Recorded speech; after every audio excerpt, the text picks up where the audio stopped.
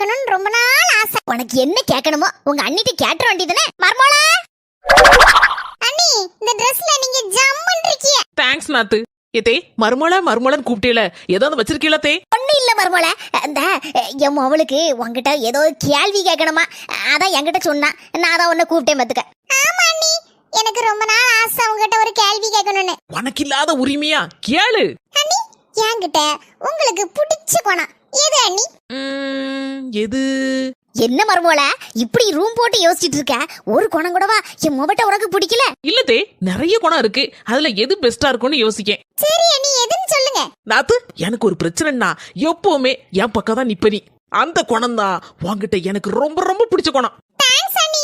அதே மாதிரி என்கிட்ட பிடிக்காத குணம் ஒண்ணு சொல்லுங்க பாப்போம். அதுவா? அந்த பிரச்சனையே ஒன்னால தானே ஆரம்பிக்குது.